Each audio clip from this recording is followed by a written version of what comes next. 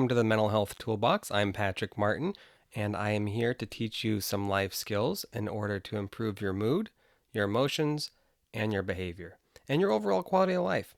And so, as a licensed therapist, I often come across tools, and part of my job and my passion is to teach clients and people in general how to leverage these tools in order to achieve their goals.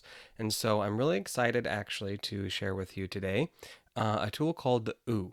That stands for the Occupational Outlook Handbook. And I'm going to dive into why I think this is so important. And a lot of people don't know about it.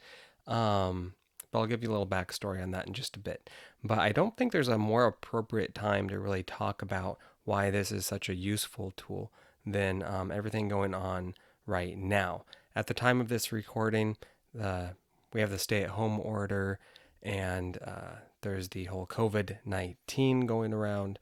And as of last week, I believe the numbers were 3.3 million people filed for unemployment. And so it's a very appropriate time to be talking about career and how does one utilize this time to think about what the next steps are going to be. So right now everyone has a lot of downtime, time at home, a lot of change, but also a lot of quiet.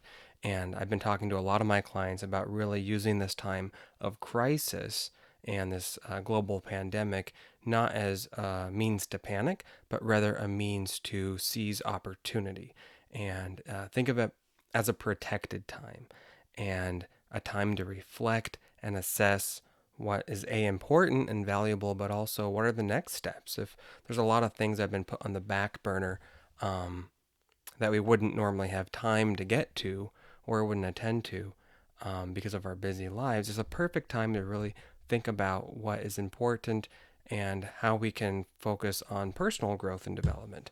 And so, as it's my inspiration and passion to teach you skills for improving your quality of life, I'm very tangible in that matter. And I like to focus on tools, hence the mental health toolbox, to kind of collect along the way so that you can really leverage opportunities and really do things on purpose and for a purpose and put your attention with intention to make things happen. Okay, so I'm going to be sharing something called the OOH, the Occupational Outlook Handbook, with you today.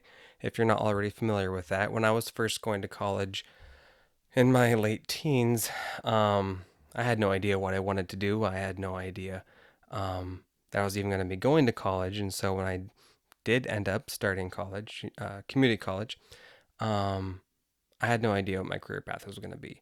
At one point, I wanted to be an X-ray tech, and then it was an ultrasound technician, and then I stumbled on this book in the library called the Occupational Outlook Handbook, and this thing was like thick. It was like this big, right? It wasn't online yet, and it really was a gold mine in terms of figuring out what types of jobs and careers gave you the most bang for your buck. And that's actually what turned me on to pharmacology.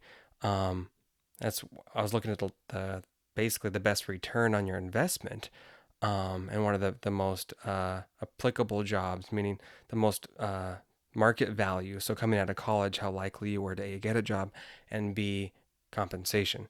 And pharmacy was always in the top 10 and seemed to kind of float there. And so that was originally what turned me on to pharmacy. And it was at that point I decided, hey, I want to be a pharmacist. And I stuck to my guns for a good while. I transferred, I did pre-med on top of my sociology, and it was an experience. But having been a waiter for 11 years, I don't know if it was just the passion I developed for people and people interactions, but eventually I pivoted and became a therapist instead. So still all good and a lot of market value. So very happy with my career choice, and it's perfectly fine to pivot. As I often talk to my clients about, it's more about having a target and understanding that that target's going to move. What you want now may be different than what you want later. But it's really important to have a target. And it's kind of like that cliche saying, if you aim for the moon, you'll land among the stars, right? So the idea is have a big, hairy, audacious goal, and you're going to move in a meaningful direction. All right. So that's where I'm coming from. That's why I'm creating this for you. Um, so let's go ahead and jump in. So I'm going to show you, let's just jump over here to Google. So it's literally as simple as just typing OOH, OOH. And here we are. You'll see the first thing that pops up here is the Occupational Outlook Handbook, and that's curated by the Bureau of Labor Statistics. So like I said, this used to be a big honkin' book at the library, and now it is online, which is beautiful, right? So you can do this on your smartphone, your laptop, your tablet, iPad, whatever, super user friendly. So we're just going to go ahead and click on here, and I'm just going to give you a little quick tour of how this thing is laid out. So if you see here, under occupational groups, right? Let's say you're passionate about healthcare. Say, I don't know what I want to do, but I know I want to be in the helping field. So, most people would think about nursing, doctors, dentists, but maybe you're not quite sure what you want to do. This is a great tool for comparing apples to apples and even apples to oranges, and looking at similar occupations and things that might pique your interest. And so before we jump into that, I also want to show you down here some other areas. You can also look, depends on the view. If you're on a smartphone, it would be down here toward the bottom. You would see top 10 jobs, job growth. Oh yeah, here we go. It's over here, highest paying, fastest growing, new jobs projected, right? So things that are picking up some traction in terms of the market. So let's just look at highest paying jobs. If you look at that, as you'll see, it very nicely lays out for you the exact occupation. We always knew anesthesiologists made a lot of money. I think in California they make actually around 300,000, and that was years ago that I looked. So, but this is nationwide, and this is based on 2018 stats. So these numbers will change, and usually in an upward trend. So that's always good information. Psychiatrists, very niched there, 208,000 on average. I know because I'm in mental health that they do make more than that in California, even with the county. So, and you can always look at transparent.ca.gov and look at county salaries and employees and positions and get a real numbers on that as well. So psychiatrists, anesthesiologists, obstetricians, gynecologists, surgeons, and so forth, you can really just kind of get a feel here for what the market value is for these positions. But understanding, obviously, becoming a psychiatrist is no cakewalk. Neither is becoming a surgeon. And so obviously these top jobs come with a lot of investment. But for example, dentist, general. Now, there's a lot of subcategories to each of these, and we'll jump into that. But coming back over here to the home page, let's just go ahead and click on healthcare under the occupational groups. And let me show you something. So let's say that, okay, maybe I don't want to be a dentist, but I was thinking dental assistant, right? But what you may not have thought of was dental hygienist. And if you come over here, you'll see the middle column. Let me scroll up so you can see here the job summary. So it kind of tells you what the job entails. And right next to that, you'll see a column for the entry level for education. So this is really important because now you can compare apples to apples. So if you see a dental assistant here, post-secondary degree, dental assistant, and dental hygienist is also basically a 2-year degree. So more or less same education, but look over here at the income. Whoa, it's like almost double. A hygienist makes almost double what a dental assistant does, and the education is pretty similar. Now, dental hygienists, it's probably a little more rigorous in terms of the exams and whatnot, and it might require a little formal education, but if you're talking in terms of time investment, it's really pretty similar looking at this. And the pay is quite a bit more. So something to consider. So if let's say dental hygienist, right? We click on that and you get a whole lot more stats here. First thing you probably want to notice is up here, you'll see these different tabs, what they do, work environment, how to become one, pay, job outlook, state and area, similar occupations, and obviously more info. But what I really want to pull your attention to is this right down here where it says job outlook, 11%. I think the median is about 6 or 7%. And so 11, as you'll see, says much faster than average. So what that tells me is if I go to dental hygienist school, the odds of me getting a job right out of college is pretty high. So you often hear these horror stories of people that go to school and they get this degree in polka dancing or something, and then they can't find a job when they get out because either it wasn't a terminal degree, take psychology for example. Usually the terminal degree for psychology is a PhD or PsyD, a doctorate. Social work is usually a master's, and nursing is usually a bachelor's. Computer science is a bachelor's. X-ray tech is an associate's.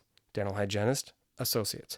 So when you think terminal degree, that's usually the standard to do the job or find work after you graduate. So a job where you're going to get a job right out of college, degree, has to be a terminal degree, but also you want to look at this number here because it's showing you how likely you are to get hired. Okay. Employment change, that's always a neat number to look at because that's telling you how many people are getting on the wagon, right? And the fun thing is it not only shows you on this page the annual rate, but also if you're more interested in how it breaks down to an hourly wage, it tells you right there. And this is the national average. So where the cost of living is higher, there's probably going to be higher wages, like California, for example, Manhattan, and subsets like San Francisco, LA, San Diego, more populous places in California. So it tells you, there's another tab here, what they do, work environment. And if you click on some of these too, it'll tell you, like work environment, exactly the different types of environments, like government offices versus private practice, etc. Now, it makes sense that dental hygienists will primarily work at a dental office, and most dental offices aren't government run. But if this was a different case, like primary care, right, or mental health, you would see a more diverse breakdown of the types of facilities that people tend to get hired in, and the pay will vary by that as well. Okay. All right, so let's say like, oh, you're interested in this, but you're not really sure, you're not sold on it yet, but it's piqued your interest. You can click on similar occupations, and then you'll get this subcategory of occupations, right? So jobs that are similar in terms of the education and interests. So dental assistant or dentist, right? Kind of a big difference there, but same field. Medical assisting is a 2-year kind of terminal degree, much like dental assisting. So that's very similar. And you'll see the pay is pretty well the same there too. But if you're more interested in the work environment of the medical field versus the dental office, then that tells you maybe, hey, being a medical assistant would be more up your alley. Pretty cool. Like I was saying before, like when I was originally interested in becoming an X-ray tech in my younger years when I first started college, this is why. And this probably speaks more to radiation and ultrasound technicians. But you'll see the pay there. Again, 2-year degree, $80,000. Not too shabby. Medical assistant, $33,000, same 2-year degree. So not to say one is better than the other, but if you're just looking at the numbers, that should be something you definitely consider. And that's kind of the power of this website. So at a time, again, with like right now it's COVID-19, a lot of people have pressed pause on their life. It's a great time to think about what you want to do when you press play again. And this is a great way to kind of map out some ideas just to get the wheels turning, and you can start to list your options. If you're ready to invest back in your education, or even if you want to share this with a friend that you know is kind of on the fence about going back to school or what they want to do if they're considering a pivot in their career. Okay. So that's pretty much what I have for this little tool. It's another tool for your toolbox. So I would have you write this down, put it in your notes or something to follow up with and play around with, when you feel so inclined or when it's applicable. And share it, if you find this video helpful. I am new to making YouTube videos, and I hope you find this helpful. I'll put this on my blog at the Mental Health Toolbox. I'll probably mention it in my podcasts as well. But definitely, if you find it helpful, be sure to subscribe, like, share, all that good stuff. And just a little disclaimer: I am a licensed therapist, but I'm not your therapist, and this is just for educational and entertainment purposes only. If you need a professional, you should get one. But I just wanted to share this with you because I'm always talking to clients about this, and it seems to be something I've been talking about for 9 years, 10 years now, if not longer. So definitely give it a look, give it a share, and let me know your thoughts in the comments below. And if more specifically, if there's something you want me to speak to in terms of tools, interests, categories, let me know. You can either use the comment section below on this video, or you can jump over to my website, thementalhealthtoolbox.com, and there's a contact me page there. I check all my comments and emails and everything. So I'm here to serve you. I'm here to be of service. It's my little passion project. So please do let me know. Okay? And until next time, take care and make good things happen. Bye-bye now.